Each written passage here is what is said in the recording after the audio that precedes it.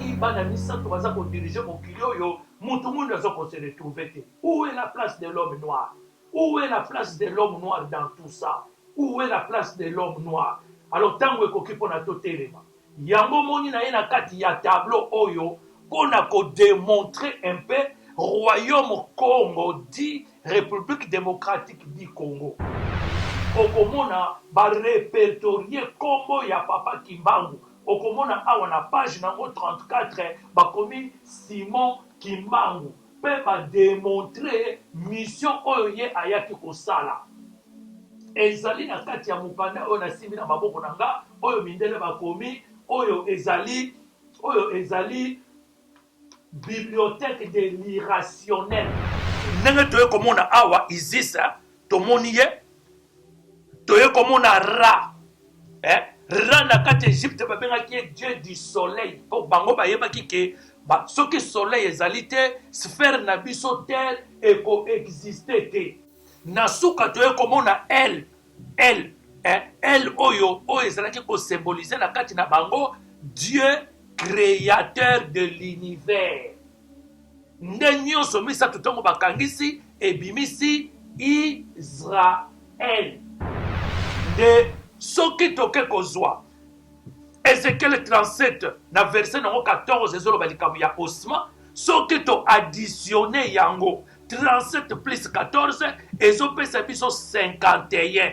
Epesi biso 51. Or 51 wana qui nous symbolise la mort de Fumu Kimbangu.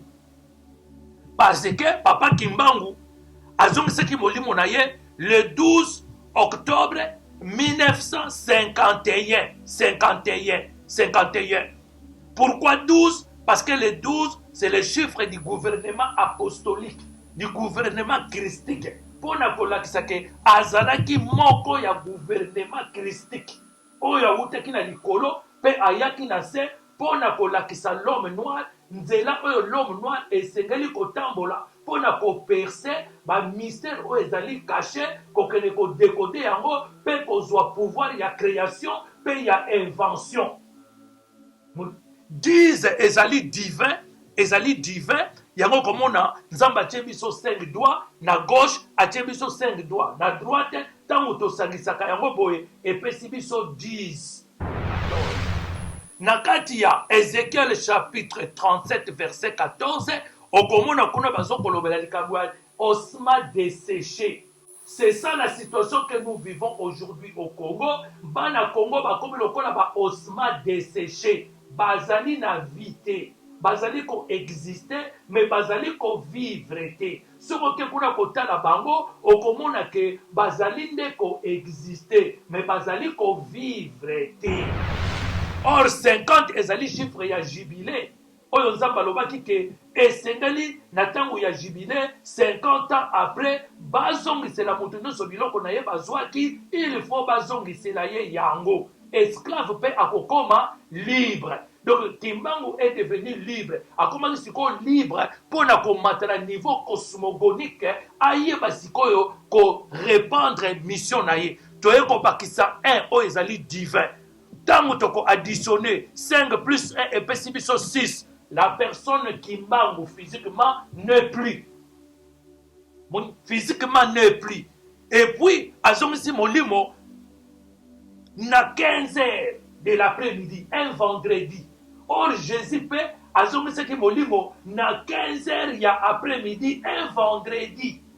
O babengaka vendredi saint, Jésus peut azongisaki molimo na yika na 3 heures wana. Quelle coïncidence! Parce que Joseph d'Arimathée, qui était le père de Marie-Madeleine, de Lazare et de Marthe, un homme influent et important auprès de l'Empire romain, plus Oyo azalaki docteur de la loi, docteur de la loi Nicodème, bakendeke pa ya Pilate pona kosenga corps ya Jésus bakitisa yango na ekulusu. Etango bakitisa yango na ekulusu nde ba Marie bango nyonso Marie misatu bakeyi pona kosala ablution funèbre na corps ya maître. Tant tokomi 18 heures ya vendredi na calendrier hébraïque tokomi déjà samedi. Tokomi déjà samedi, journée sabbatique a commencé. Il faut ce qu'il fallait qu'il va arrêter pour ça la ablution funèbre. Yango batikaki. Quelle coïncidence, Papa Kimbangu pe azokozongisa molimo na ye le 12 octobre 1951, un vendredi à 3 heures de l'après-midi. Quelle coïncidence! Mais nous sommes entrés maintenant dans la refondation du Congo. Oyo roi divin akoya po aya kosala musala na ye yango nalobaki esengeli pouvoir ezonga na maboko ya mwasi po mwasi moto akozwa pouvoir pour réorganiser les choses. C'est après que elle passera le pouvoir au roi divin oyo siko akoya kovandisa makambo na Congo. Nde Congo siko ekozwa place nango ya Israël spirituel. 32 oyo evandi na kati ya mukanda ya Deutéronome chapitre 32 verset 21, soki oke kotanga okomona makambo oyo evandi kuna na kati.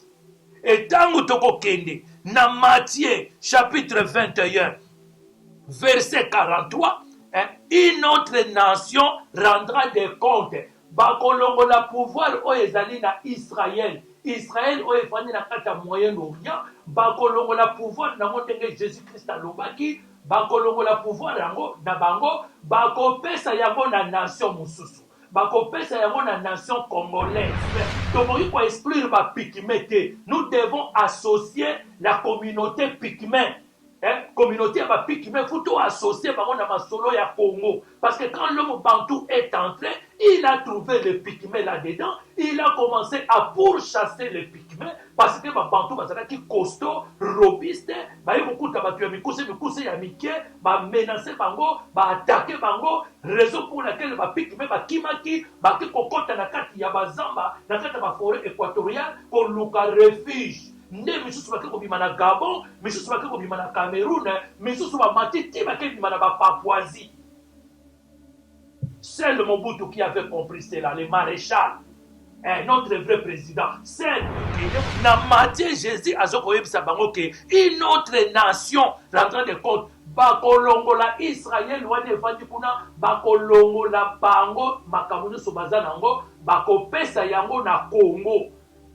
Bakopesa yango na Congo, okomona mindele batu nyonso bana ya Edome, bango nyonso tu bakoba Germain, bakokita nde na Congo, bakoluka siko ba reconstruire Congo. Yango moni ne bandeli naza otangela bino kaka ba nombre. Ézéchiel 37 verset 14.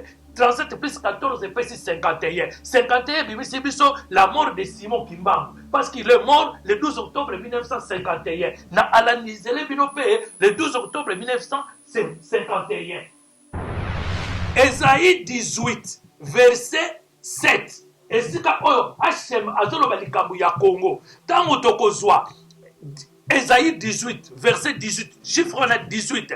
Tu as additionné à un chiffre 7, et puis c'est 25. Mais 25, tant que tu as contourné yango, tu as 5, tu as dit bosso, 2 et 3 na sima, et puis c'est 52. Oh, ils allaient 52 ans après que le Congo accède à son indépendance le 30 juin 1960. Même le prophète Mohammed sallallahu alayhi wa sallam a parlé sur le 13e imam qui viendra pour vous expliquer clairement ce qui est dit dans le Coran. Le 13e imam. Qui est ce 13e imam? Et puis Jésus, avec Jésus nous parle du 13e apôtre. Qui était le 13e apôtre? Oyo esengelaki aya koéclaircir biso makambo nyonso oyo etalaki Jésus mpo ye nde moto azalaki butu na moi penepene ya Jésus.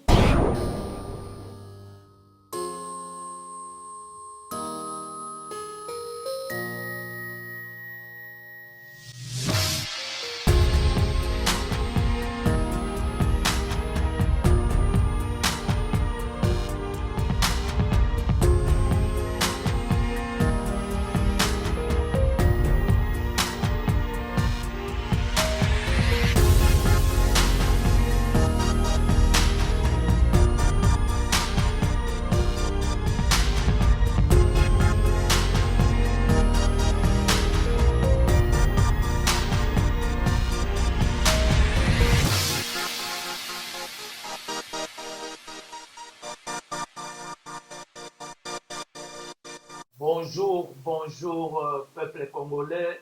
na pesi bino mbote bisika nyonso bozali kati na bandako na bino, bisika bozali ya mosala, bisika bozali na Afrika na Congo démocratique, pe ba oyo bazali kati na diaspora na pesi bino mbote. C'est bien votre frère Dr Pierre Wapiti Mwakudiwa Congo, vénérable prêtre de l'agneau christique. Na ye lisusu poto solola maito solola ki mikolo mileki oyo etalaki papa na biso Fumu Kimbangu. Po ba mususu balobi ke ba noir bazalaka na prophète te, ba mususu balobi ke yazali prophète te, yango moni tango ekoki po biso batindami to koka maintenant ko démontrer pe ko décortiquer la cosmogonie ya papa Fumu Kimbangu. Soki bokotala malamu bokomona mokili oyo ezali dirige kaka na bana misato oyo ya Abraham kwake azalaki penza mwana na ye te, Isaac oyo asimbi judaïsme mobimba pe ba oyo basimbi mbongo nyonso tu ya mokili oyo na prophète na bango Ra Moshe oyo tobengi Moïse. Soki toye kozwa na oyo ya mibale ezali oyo ewuti epai ya mwana na ye Ismaël oyo bango basimbi pétrole nyonso tu en grande quantité ya mokili oyo oyo pe ebimisela prophète Mohammed sallallahu alayhi wa sallam oyo ayaki na 622 na Islam. Ya misato bana na ye oyo abotaki na mwasi na ye ya misato Ketura. Po Abraham azwaki basi misato, Sarai, Agar l'égyptienne na Ketura indienne. Ketura pe apesaki ye bana 5 ou 6 oyo bango sikoyo nde basimbi technologie numérique ya mokili oyo oyo ebimisaki ba iranien eke kobimisa ba pakistanais ba indien e matiti eke kobimisa ba chinois eke kobimisa ba japonais ainsi de suite. Oyo lelo bango basimbi technologie numérique ya mokili oyo yango moni même awa en Europe baza kokende na Pakistan, baza kokende na Inde pe na Chine pona kokende koluka main d'œuvre po bango nde bazali ko maîtriser technologie numérique. Où est la place de l'homme noir?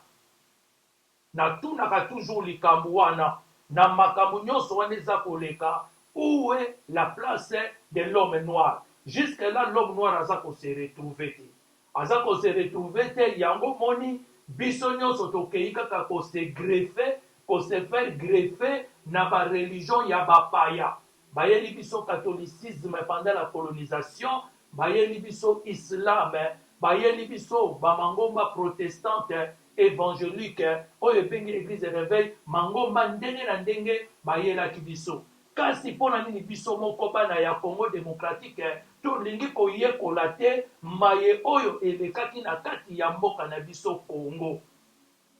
Mpona nini tolingi koyekola te? Toza kokima mbangu kaka boye koyekola oyo ya bapaya. Namonaka ndenge baza kokima, baza kokende na Yerusalem, baza kokende na Moyen-Orient, baza kokende na Capernaum, esika carte ya Congo edesinaki sur le vestis ya temple, esika Jésus atangaka livre ya Esaïe 53 tangu akotaki na kati ya temple. Mais ndenge nini bakendaka na nkamba te?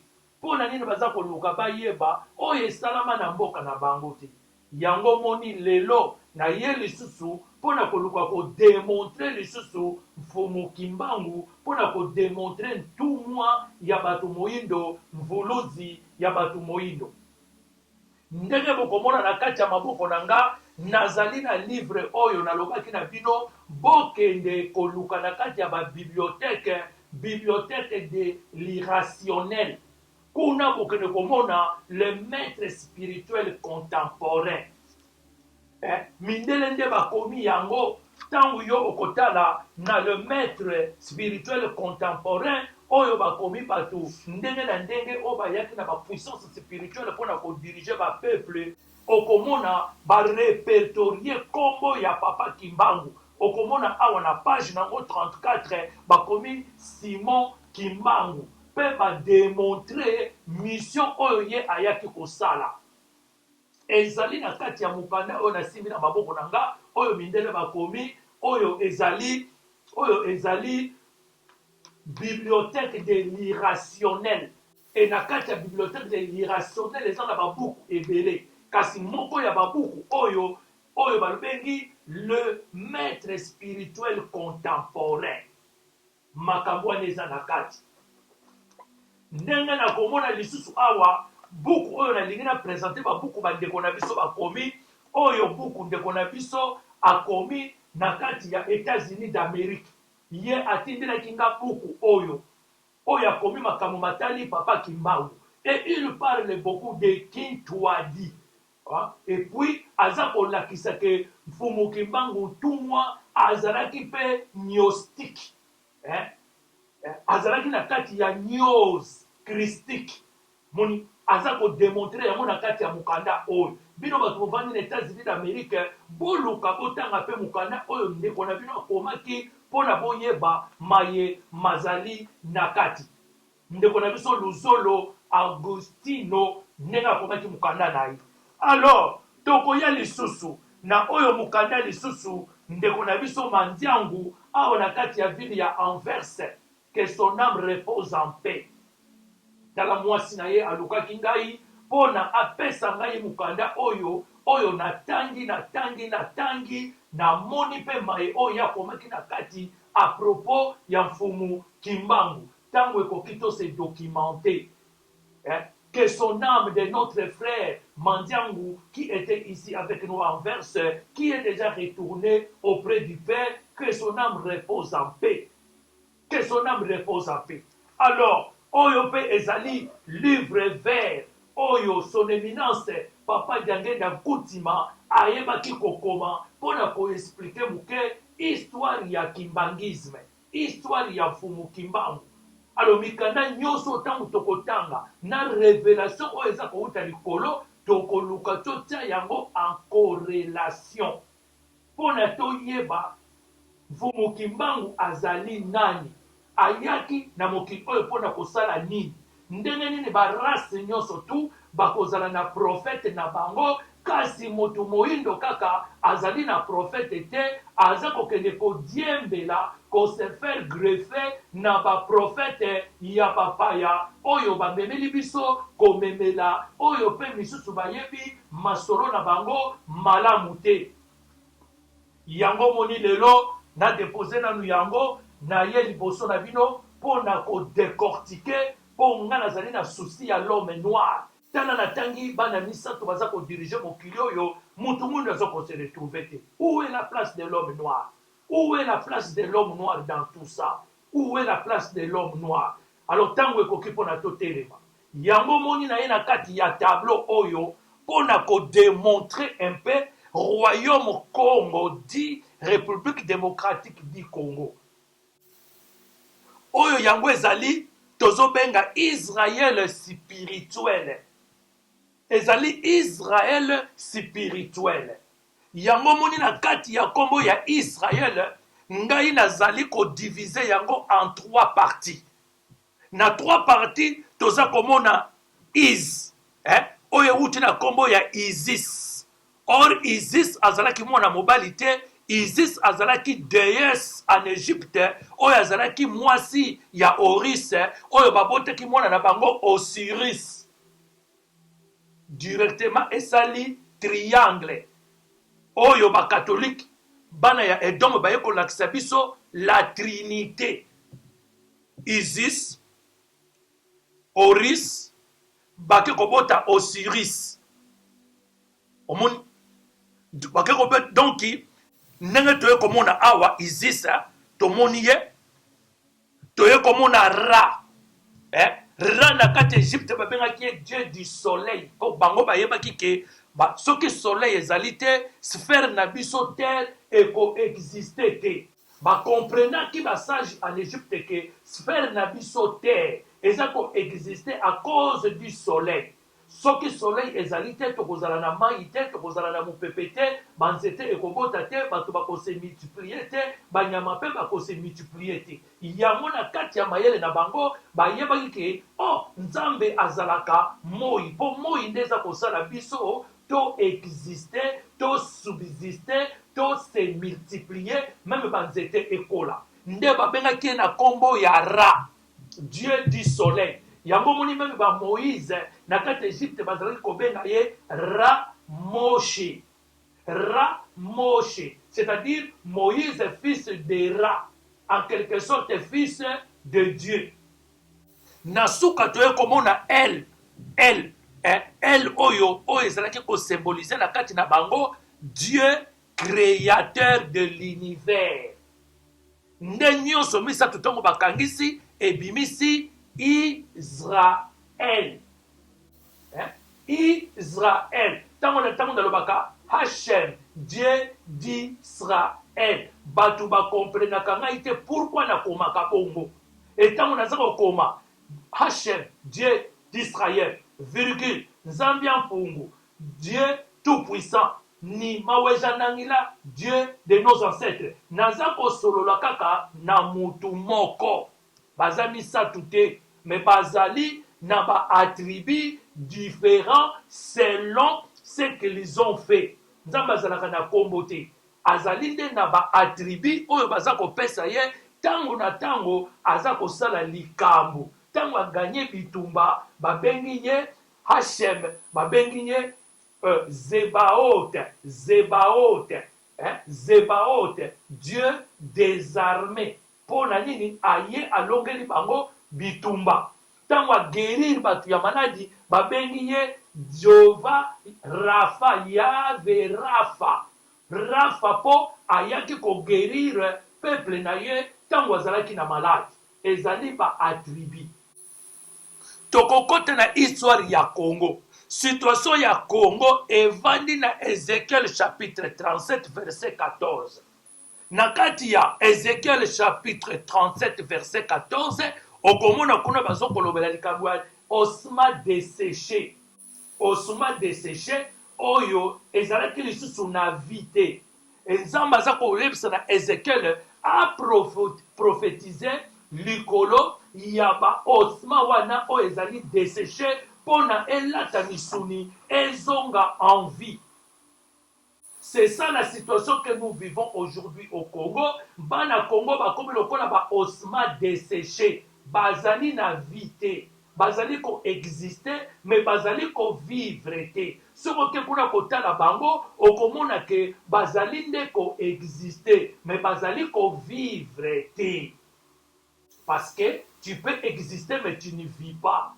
Bango bazo vivre te, bazo nde ko exister. Pasi oyo ezali kuna kotala kaka bana mikeboye ozomona bango na signe ya malnutrition, kotala ba mikolo ozomona bango na signe ya malnutrition, ozomona bango na signe ke bazali ko vivre te mais bazali nde ko exister po pasi eleki mingi esengeli koya ko prophétiser likolo na bango po situation wana ekende na kosila bango bazwa vie.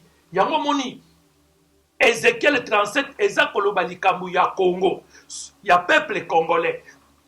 Nde soki toke kozwa Ézéchiel 37 na verset nango 14 ezoloba likambo ya osma, soki to additionne yango 37 plus 14 ezopesa biso 51, epesi biso 51.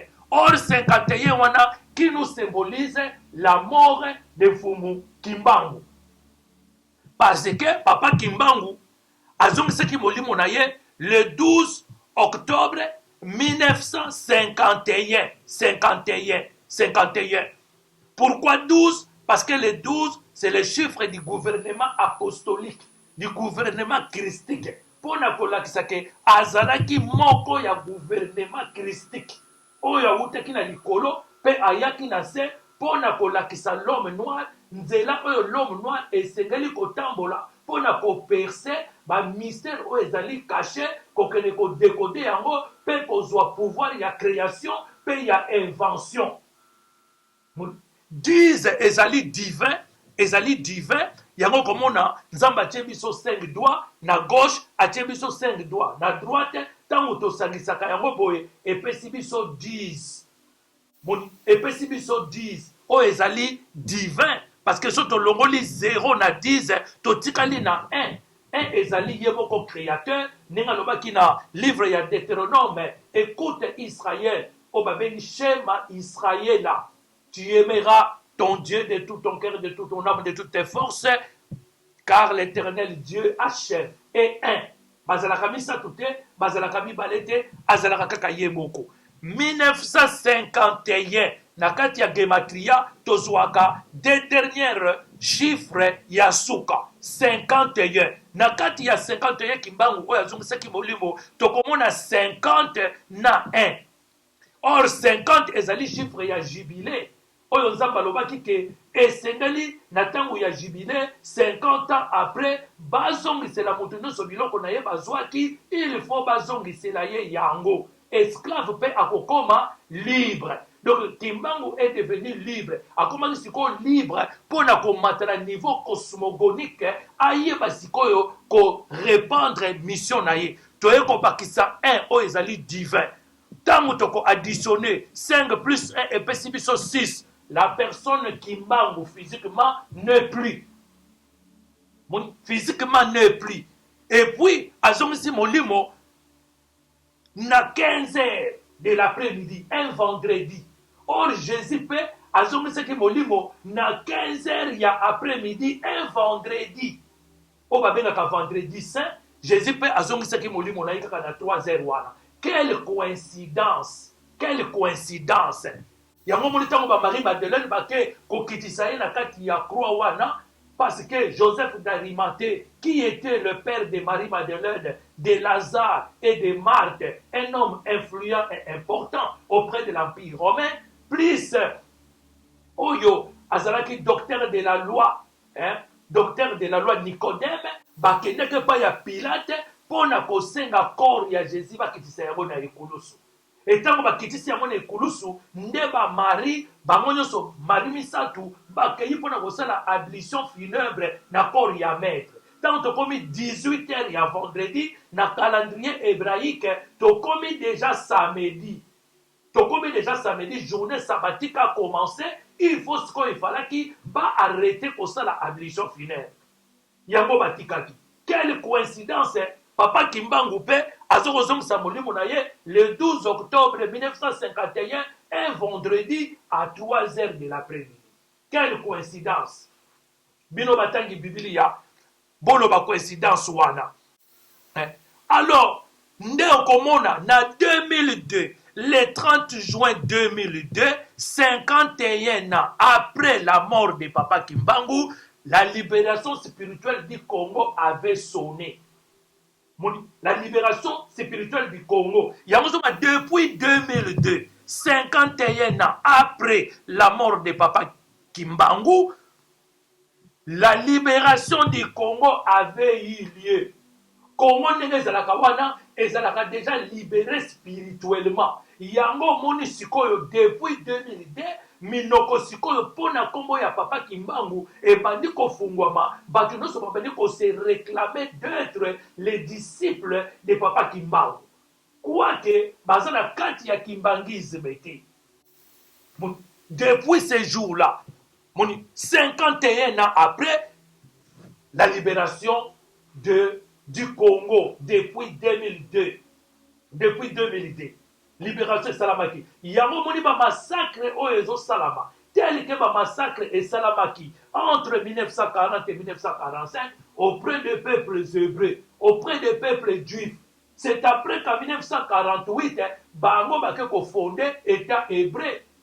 Donc nous sommes entrés maintenant dans la refondation du Congo.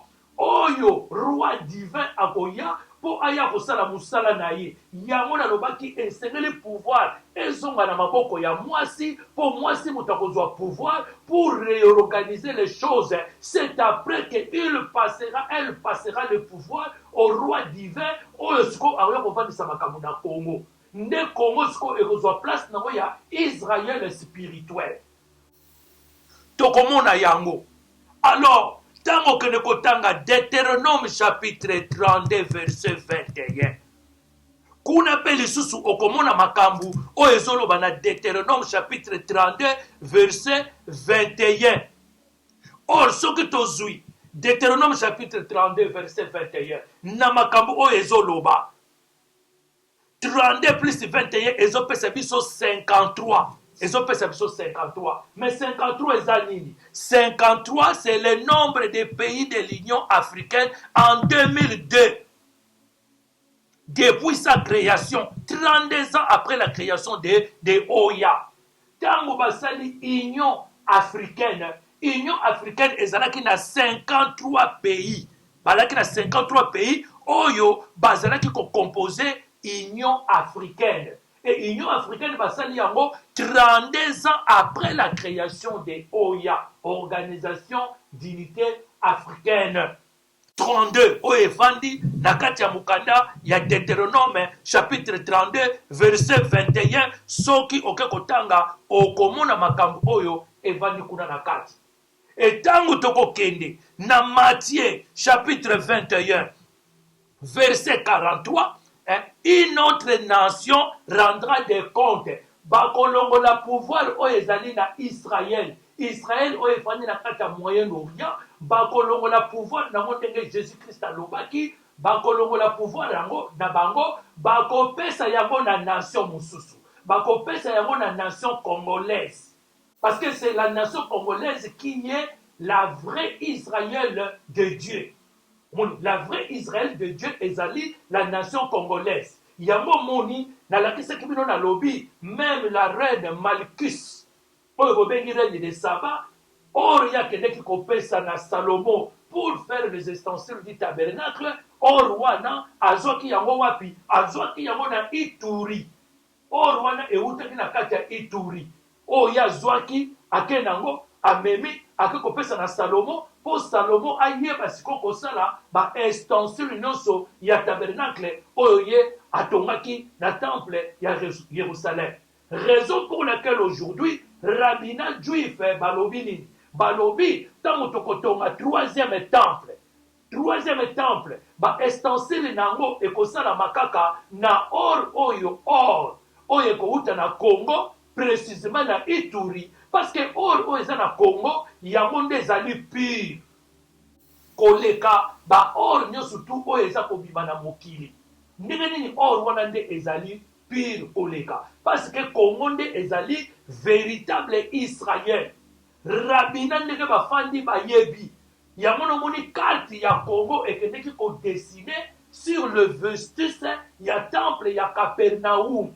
Kuna esika Jésus akotaki na Luc chapitre 4 tango ya bimaki na désert revêtu du Saint-Esprit, après avoir été tenté par le diable, akendeki kokota na kati ya temple wana na Capernaum.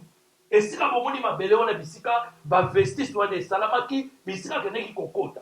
Tango aki kokota kuna afandi nde place baponaki ye balobi di yo telema yo mutu okoya kotanga rouleau. Bobosana te ke Jésus pe akotaki l'école ya rabbinat. Akotaki pe l'école ya rabbinat.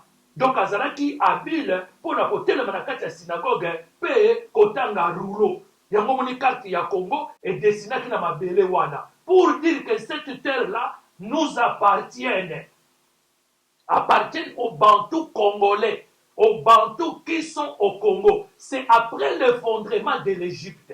Quand tout a effondré, nde ba Bantou wana babandi kokima. Na kokima bazalaki kokima na ba Soudanais. Oyo bazalaki premier roi ya Égypte, ndenge le professeur, le savant Atan Diop, que son âme repose en paix, a démontré qu'il y a mot. Babantu wana nde kouta na likolo na bautaki tango babandi kokima bazabandi kokita baye kokota na mabele wana sikoyo oyo na accord ya Berlin, na conférence ya Berlin bayaki ko dessiner yango babengi yango état indépendant du Congo. Mais tango bango baye kokota bakutaki bapikime bazalaki déjà na kati ya mabele wana. Alors, pour quelle raison aujourd'hui, quand on parle des problèmes du Congo, on exclut les Pygmées? Raison aujourd'hui, on exclut les Pygmées. Donc, pour exclure les Pygmées, nous devons associer la communauté Pygmée. communauté à Bapiki, mais il faut tout associer à Masolo et à Congo. Parce que quand l'homme Bantou est entré, il a trouvé les Pygmées là-dedans, il a commencé à pourchasser les Pygmées, parce que Bantou, qui costaud, robuste, il y a beaucoup de Mikousse, il y a Miké, menacer Bango, attaquer Bango, raison pour laquelle les Pygmées, Kimaki, qui cocotte dans la carte, il y a Bazamba, dans la carte de la forêt équatoriale, qu'on loue refuge. Nde misusu bake kobima na Gabon, misusu bake kobima na Cameroun, misusu bamatiti bake kobima na Papouasie.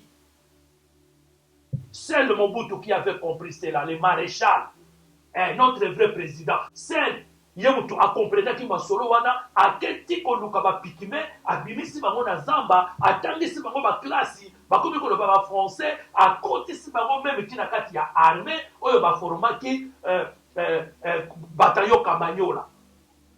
Ozomona tokoki ko exclure bango te yango ozomona sikoyo ke na Matthieu Jésus azokoyebisa bango ke une autre nation rentrant de compte bakolongola Israël wana evandi kuna bakolongola bango makambo nyonso baza nango bakopesa yango na Congo. Bakopesa yango na Congo okomona mindele batu nyonso bana ya Edome bango nyonso tu bakoba Germain bakokita nde na Congo bakoluka sikoyo bareconstruire Congo po Congo mutu ezoko faire vivre mokili oyo ezali na makambo ebele kuna na kati. Alors pour na nini toza ko se méfier tout là-bas ndenge bomoni na za kotanga toujours ba nombre ba chiffre. Pourquoi? Parce que chaque être a une valeur mathématique distincte qui s'exprime par un nombre. Chaque être a une valeur mathématique distincte qui s'exprime par un nombre. Ce que vous avez quel âge? On peut faire un nombre. Ce que vous faites quelle taille? On peut faire un nombre. Ce que vous chaussez quel numéro? On peut faire un nombre. Ce que vous êtes né dans quelle année? On peut faire un nombre. Ce que vous vivez dans quelle adresse habitez-vous? On peut faire un nombre. Architecte, ce que vous savez, c'est un nombre. Il y a un nombre de carte christique. Nous avons la gématria, nous avons les sacerdoces pour nous former partout parce que nous sommes des sacerdoces royaux, un peuple acquis. Donc, nous former partout dans le sacerdoce. Dans le sacerdoce, ils allaient dans Mibeko, où nous avons la loi. Et dans la loi, nous allons dans la gématria, où tout est nombre. Faut que nous ayons un nombre numérique, mathématique, pour que nous ayons une valeur numérique. Yango moni ne bandeli naza otangela bino kaka ba nombre. Ézéchiel 37 verset 14. 37 plus 14 fait 51. 51 bimisi biso la mort de Simon Kimbangu parce qu'il est mort le 12 octobre 1951. Na alanizele bino pe le 12 octobre 1951. Donc yango no moni makambo oyo ndenge tozali kotalisa yango ndenge toza kotalisa yango toza ko s'avancer na ko tourner un peu fei na ngai po toyeba kokota na makambu mususu toyeba kokota na makambu mususu. Alors soki okei kotanga na Esaïe 18 Esaïe 18 Hachem parle du Congo aza koloba problème ya Congo na Esaïe 18 Esaïe 18 soki na verset nango 7 okomona Hachem azolobela likambo ya Congo mais Bible oyo toza nango lelo eza Bible oyo ya evangelité. Bible oyo toza nango lelo ezali falsifié. On a falsifié cela des millions de fois jusqu'à nos jours. Il continue à falsifier cela. Place et comment maki royaume Congo bango balongoli yango bate royaume d'Éthiopie. C'est faux. C'est faux. Bate royaume d'Éthiopie. Yango no moni lelo bazali koloba nini royaume d'Éthiopie ezalaki ko s'étendre tina côté ya Ituri. Lokole bazali ko s'étendre tina côté ya Ituri. Peut-être raison pour laquelle les autres disent que la reine Balikis ayaki kozwa orwana na Ituri pour amema yango na Moyen-Orient akene kopesa yango na Salomon. pour séduire Salomon. Parce qu'Azalaki noir, Azalaki mundele était. Azalaki noir, Azalaki mundele était. Alors, si manayango tokomona nini? Tokomona na 1908. En 1908, le roi de Belgique cède le Congo à la Belgique et le Congo devient colonie belge. Roi de Belgique, Léopold Assalinini, a du Congo, a légué à la Belgique. Et nombreux propriétés privées d'ailleurs. Et comme c'est l'État belge avec un ministre de colonie qui va prendre la gestion de tout cela. Et Congo devient maintenant colonie belge. Maintenant, comme colonie belge, Esaïe 18, verset 7. Esika oyo Hachem azoloba likambo ya Congo. Tango tokozwa Esaïe 18, verset 18, chiffre on a 18. To additionné on a chiffre 7 et puis c'est biso 25. Mais 25, tango biso toko contourner yango. Tozui 5 to tchena liboso, 2 etikali na sima et puis c'est biso 52. O ezali 52 ans après que le Congo accède à son indépendance le 30 juin 1960. Donc, pendant que le roi Léopold a cédé le Congo à la Belgique en 1908, et 52 ans après, ce qui est mentionné sur le Bible, sur les livres d'Ésaïe, chapitre 18, verset 7, quand nous additionnons cela, ça nous donne 25. 25, quand nous prenons 5, nous mettons devant, ça nous donne 52. 52 ans après.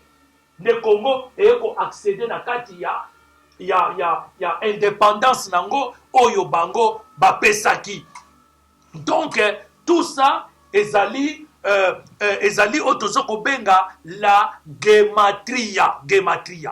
Alors, tokoyoko mona eloko mususu na kati ya Israël, la guerre des 6 jours. Exemple, c'était l'exemple pour nakolakisa 52 ans oyo. 52 ans oyo ekulaki après que le roi Léopold céda le Congo à la Belgique. 52 ans après, le 30 juin 1960, le Congo devient accède à son indépendance. Exemple, la guerre des 6 jours entre Israël et le monde arabe. Guerre il y a 6 jours, du 5 au 10 juin 1967. Pourquoi ezalaki en 1967? Pourquoi? Parce que chiffre 67 ezali code messianique. Ezali code messianique. Ce que tu as additionné, 6 plus 7, et ce peut s'abisso 13. Il y a mon moni, même le prophète Mohammed sallallahu alayhi wa sallam a parlé sur le 13e imam qui viendra. Pour vous expliquer clairement ce qui est dit dans le Coran, le 13e imam. Qui est ce 13e imam? Et puis Jésus, avec Jésus nous parle de 13e apôtre. Qui était le 13e apôtre?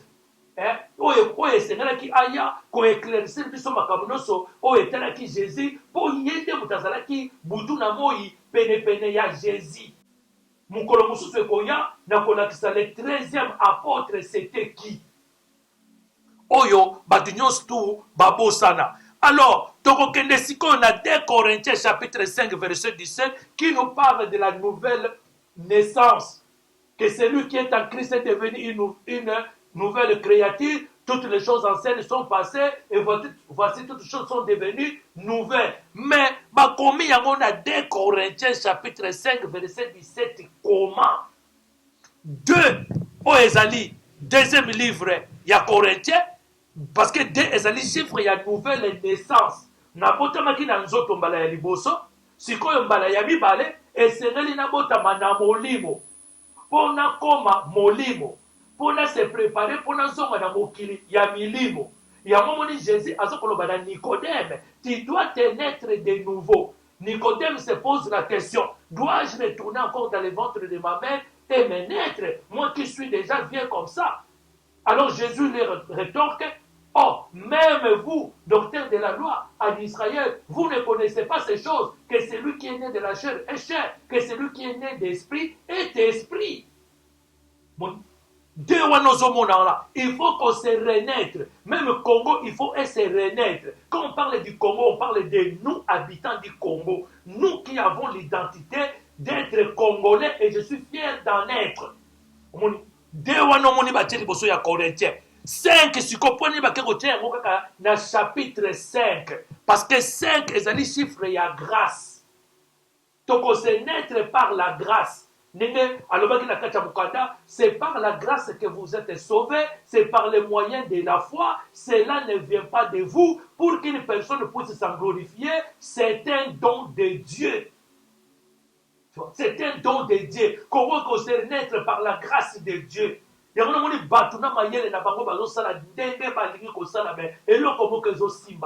Parce que quand la grâce de Dieu nous sera disponible. 5 points des chiffres, il y a esprit christique qui vient mettre les 4 éléments en mouvement. Le feu, l'eau, l'air et la chair, la terre qui est le contenant. Le 5e, c'est akashique. C'est akashique qui vient mettre les 4 éléments en mouvement. Ce qui y a 4 éléments en mouvement.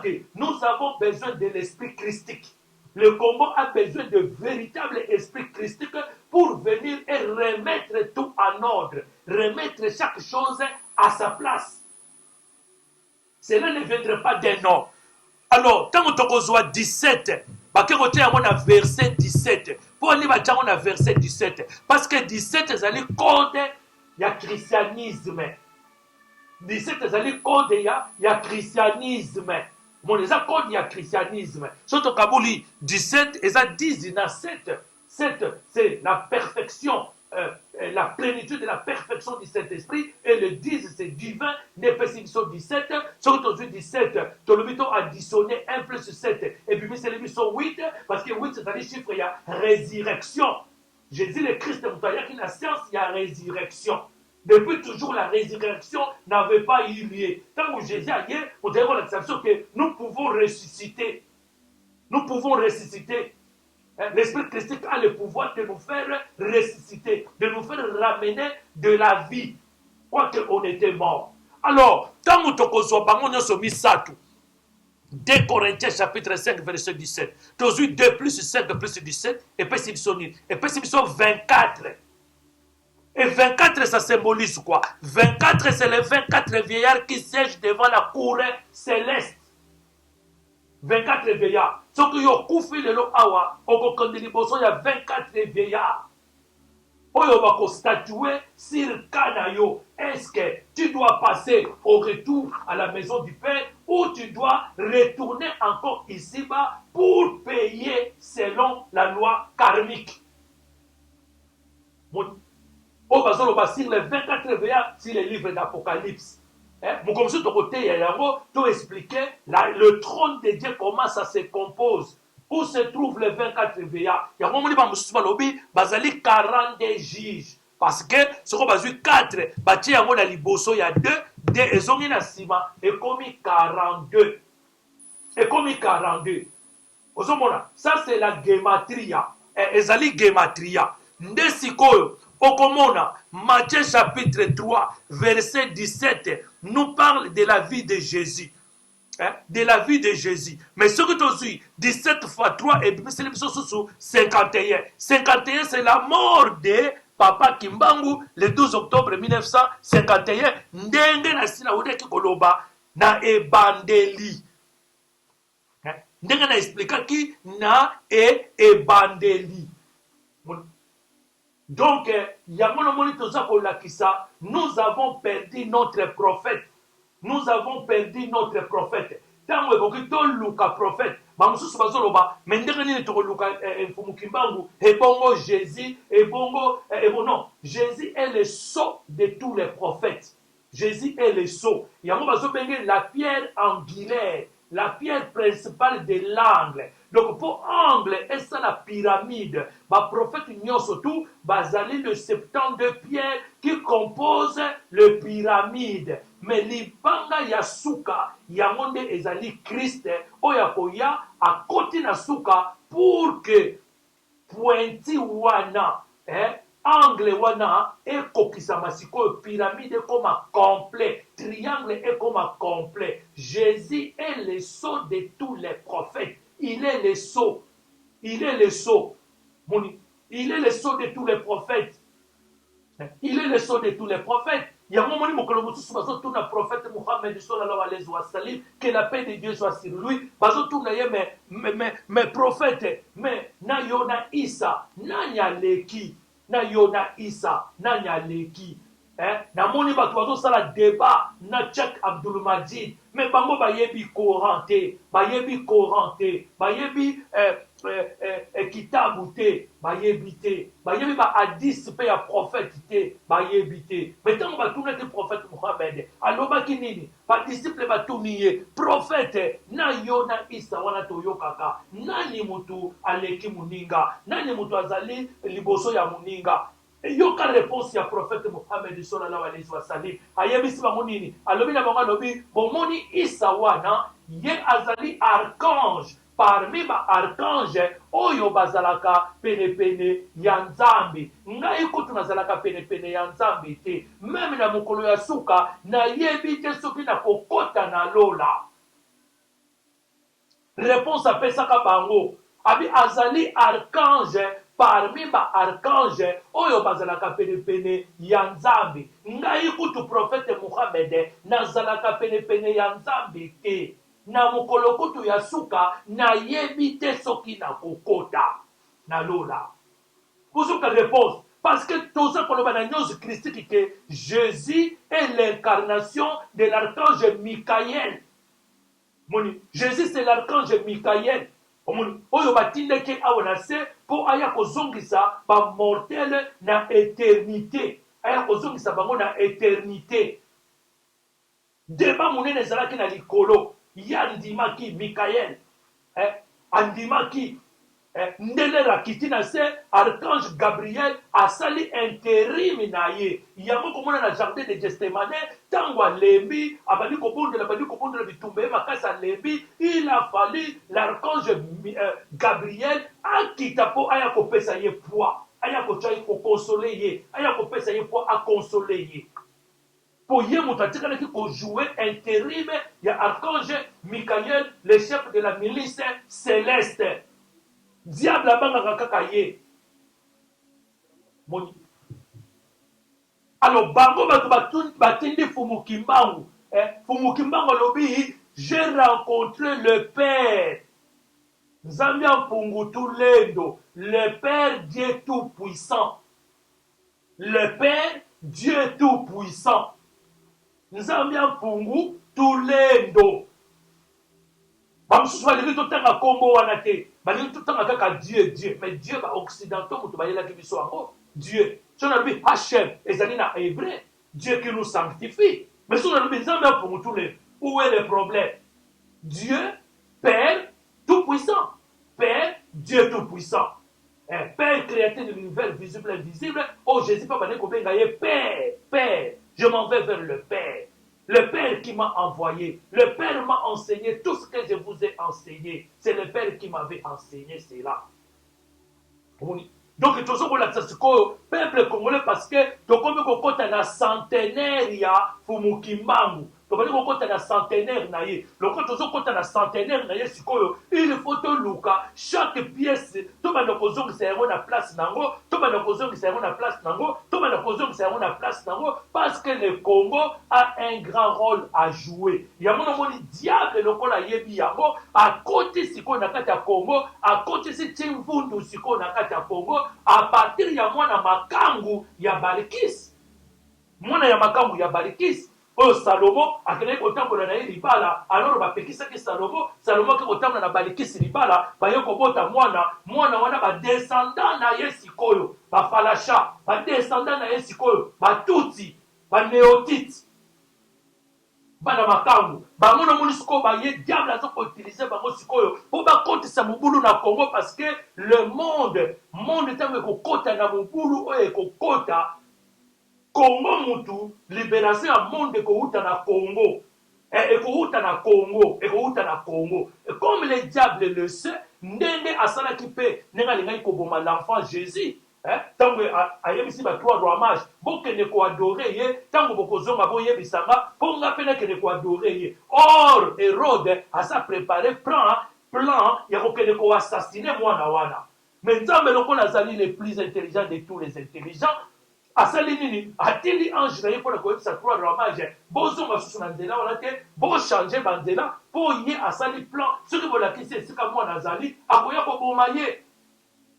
ake koyebisa marie na joseph bokamata mwana oyo bokende kobomba ye na egypte bokende kobomba ye na afrike ntango na ntango mokili ezalaki koyindela bango bazalaki koya kobombama kaka na afrike sikoyo olakisa biso place nini balongwaki na afrike bake bombama epa na bango eza te bango nde kaka babandaki koya kobombama na afrike abraham aye kobombama na afrike moni bamoïse baboti bango na afrike moni jésus mpe bakimi na ye baye kobomba ye na afrike papa mfumuki mbangu mpe batindi ye aye kobotama na afrike baconfucius nyonso bazalaki banoir bautaki wapi bautaki na afrike pendant l'effondrement bakimi bamati bake kobima na bainde bake kobima na batibet bake kobima na bajapon bake kobima na bachine ale bazwi science oyo bango bamemaki yango na egypte oyo bango bamemaki bakesi ko babandi koensegne bango yango babandi koensegne bango yango na mikanda oyo bakimaki nango na egypte eke kobombama na kati ya baashram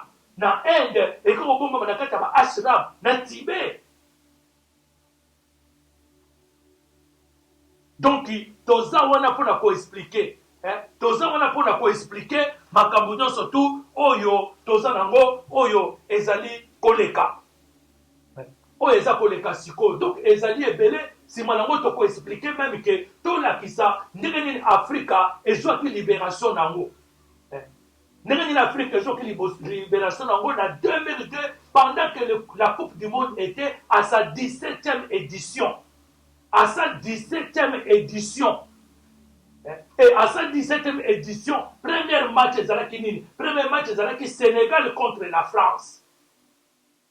Tene kolanda na 2002. Landa na 2002, landa eloko na komi na suka, landa na 2002, landa Coupe du monde ya 2002, okomona na Coupe du monde ya 2002, ezalaki 17e édition ya Coupe du monde, 17e. 17 ezali code ya christianisme et puis na match wana komona première match ezalaki Sénégal na France. Sénégal a gagné à France. Voyez pourquoi Sénégal a gagné à France? Pourquoi gagné à France? France o ezali moko ya ba pays ya empire romain. O ezali ko composer empire romain. Moko ya ba pays barbare. Moko ya ba pays barbare o ekotisi Afrika na mubulu. Oyo bakoteki na Afrika, oyo batia désordre, oyo batia mobulu na Afrika, pona kolakisa bango ke pouvoir na bino na Afrika esi esili, ezali lisusu te. Ba politicien na biso esengeli ba comprendre yango. Soki ba comprendre yango, c'est fini. Bakokomela bango bateki, tokosolola na bango na position moko bilatérale. Bakoya kopesa biso ba ordre te.